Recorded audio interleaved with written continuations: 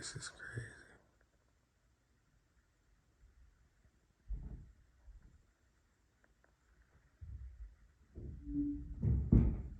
What the hell they doing? Like, seriously. Can't possibly make that much noise at 2 in the morning. Yeah, I don't know how long this gonna last. What's going on, people? I'm your boy, Fred the Entertainer. Welcome to another episode of Thompson Takeover. And you seen that clip a couple of seconds ago. This is what I'm going through. This is now day three of us being in this apartment. And it sucks. It really does. Y'all just don't know.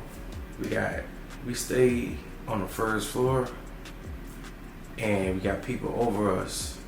And when I say they keep up a lot of fucking noise, they keep up a lot of noise. Like, and I'm talking about 2 in the morning. Sound like somebody doing stepping for a drill team.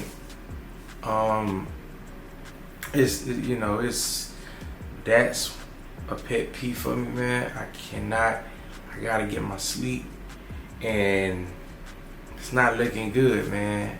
I was telling people, man, I knew this wasn't a great idea for as moving from our house into an apartment until we get something else built.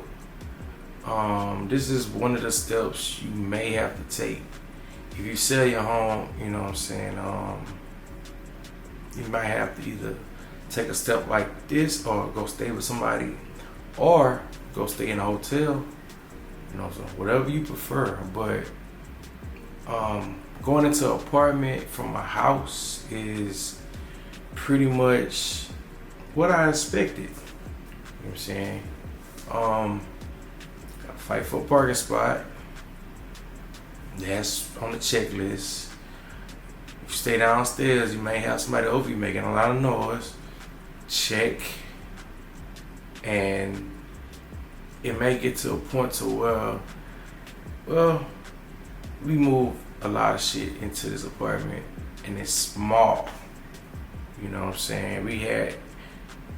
We struggled trying to make shit fit. I'm gonna tell y'all, man, it's 6 months. I don't know if I'm gonna make it. It's just too much. It's just too much on my mental, and I'm gonna have to hurry up and try to find a new home quick.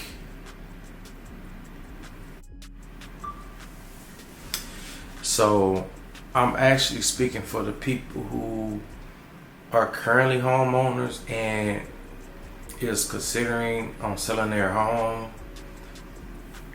Just make sure, you know what I'm saying, if you're selling your home, make sure you can find you a house to where you don't have to go back into an apartment. See, the reason why I chose to move back into an apartment because I didn't want to rush that process. You know what I'm saying? I took the money for the equity, just put it up, and now we can patiently find our next home with no stress. You know what I'm saying? The last thing you want to do is rush into another home because you don't want to move into an apartment. Because here's the thing, when somebody write a contract that they want to buy your house, you accept the deal, you got so much time, you know what I'm saying, and you're not going to find the house of your dreams. You're trying to rush, and all the builders are saying the same thing. Your best bet is just moving to an apartment, you know what I'm saying, and just start from scratch. So this whole week, we're gonna be going to different builders before we actually write that check out for the earnest deposit. You know what I'm saying? I got a check waiting for somebody, but you know what I'm saying, it's just been one of them things to where, you know, I'm not liking what this builder got to offer. I'm not liking what this builder got to offer. So it's back to the drawing boards. I do have 3 builders in mind, but you know what I'm saying, it's still, you know, Houston is a big market. It's a lot of communities out there. You gotta take your time, man. You just don't want to rush. I'm gonna just tell you how that take your time. But you know what I'm saying, if you have to move into an apartment, this is maybe the shit you might have to go through, man. You know, I had a choice to pick an Airbnb, hotel, or apartment, and it came down to price point.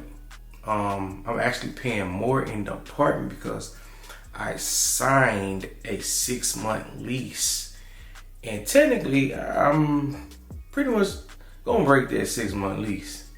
If not 4 months, 3 months. Because one thing I cannot do is have people over me keeping up a lot of fucking noise. I can't have it. Can't. You know, but I expected this, and you know, and there it is. So, you know, questions I get about getting a house. You know, so I want to start from scratch. When I first got my first home, the steps to becoming a homeowner is pretty simple, complex. First thing is, you got to make sure you stay at a consistent, steady job. You know what I'm saying? Whatever your income is, the bank's gonna let you know if you're eligible, you know, or they'll let you know what type of home you can afford. So don't worry about that one. Secondly, you gotta make sure your credit score is A1. Now, I'm gonna be real with you. My credit score wasn't the best when I got my first home, but you know what I'm saying, it was a key to that. They gave me a chance. All they did was walk me through some steps. They had some people lined up to work on my credit, cause I was getting my home built, and it takes about 4 to 6 months for them to fully build a house. So in that process, I was having people work on my credit. I couldn't buy nothing new. I couldn't open up any new loans. I couldn't buy the vehicle, credit cards, none of that. That was old. So in the meanwhile, if something was finna hit my credit, I would have to let them know so they can take care of it. You know what I'm saying? Because becoming a homeowner, you know, it's a lot of responsibility. You have to be reliable, responsible. You know what I'm saying? And credit score says a lot about your character.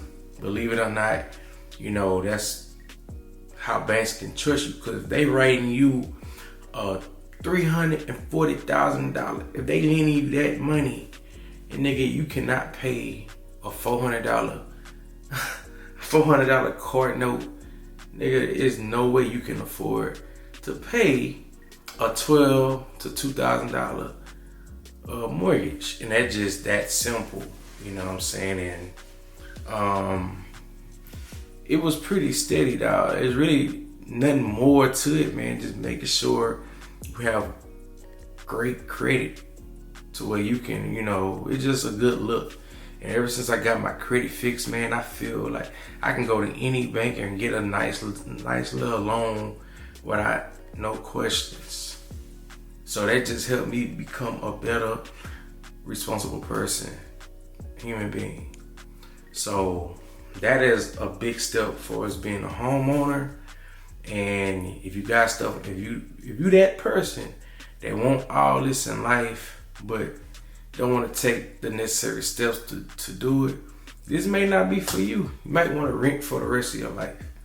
But now written nowadays are really simple because to get in this fucking apartment, I had something on my rental history for $160 some because I forgot to pay the utility bill. But I didn't give a damn shit. I was moving to a house. Now I'm back renting, so I had to take care of that before I even got approved to move into this apartment. So nowadays, man, it's pretty much, man, take care of y'all bills, man. Take care of y'all shit. You know, so that's the American dream. It's simple. Don't be that person, man, that don't give a fuck about your credit. Cause I'm gonna tell you one thing: credit can get you a long way if you know how to leverage it. You know what I'm saying? And I'm big on credit, and this is pretty much how I'm able to get through on top of my 9 to 5. You know what I'm saying? I work. But you know what I'm saying, I know how to manipulate the system to where I can get by those, you know, hiccups. So credit is one, having a stable job is another. And you have to have 2 years of verification of employment. So you may have to be at your boring ass job for about 2 years just to, you know, and that's just what it is. There's no way around that. And then you got a underwriter. So yeah. So man, we went to go see some Perry Homes, man. The last time I seen a Perry Homes was when I was driving for the trash company, man. I was in one of those nice, rich neighborhoods. They got the lake in the back and stuff, man. I was like, man, that's gonna be my dream home. And I always remember Perry Homes. There, you know, back then it was expensive. Of course, that doesn't change in 2021. They still expensive. So by me already being a homeowner, so you know what I'm saying, I was looking to just upgrade my home to their home. So we went to go look. We did a tour. Man, we did a tour around the whole house, man. And when I say, you know what I'm saying, everything was to my liking, I was for sure that we was gonna get this house. Until the lady brought out that booklet, showed what these prices was going for that particular floor plan. And I think it was like 600 some thousand. I said, oh man, that we'd have had a 45-minute conversation. And she brought that out, man, the price. But I'm gonna tell y'all something, dog, with these houses. I've been a homeowner long enough to know how it works. So the thing is, thanks to COVID, the houses, you know, the houses market is pretty much up now, you know, because there's a supply and demand for houses. So that particular floor plan, it really, truly, let's say 2 years ago, it probably was going for like maybe 400 to 450, you know, thousand. But now that, you know, it's a supply demand, these houses gonna sell like crack. And, you know, for example, my house was like 215 and some change. Now, since the market is up, my house is actually going for about 305 to 310. You know what I'm saying? That's damn near a $100,000 increase. But like I said, it's supply demand, because I didn't do no, you know what I'm saying, I didn't do no particular upgrades to it. That's just how it is. If you're already a homeowner, this is a seller's market, y'all. So if you're already a homeowner, it's the perfect time to sell your home. You know what I'm saying? If you're trying to upgrade to something else, but once you sell that house, nigga, you become a buyer. And that's when it get real tricky. You know what I'm saying? You already stuck at paying a certain monthly, mortgage. And of course, if you're going to upgrade to something bigger, you know what I'm saying, your mortgage is going to go up. So the square footage of my home is like 2,000 square foot. or maybe a little less. So if it's going for 300 and some thousand, you know what I'm saying, for a sale, for me to get something, let's just say I go get a 200 and I'm gonna say square footage, 2020. I'm gonna say 2,300 square foot. Let's be fair. To go up 300 or 400 more square footage to pay an extra 40 grand is not worth it. If that makes sense to you, you know what I'm saying. So in my case, it makes sense for me to get that big old house, that 600 and some thousand, but it really doesn't make sense, because if a house costs that much, you want that mug to be at least consider a mansion. I'm gonna say that, or on an estate. You know what I'm saying? We weren't even on the estate, and that's just the price point for that particular home. So Prairie homes are still high. You know what I'm saying? Maybe when my money get up there, I may cop one just to have one in my inventory. You know what I'm saying? I'm gonna get into real estate heavy as soon as I learn the game. So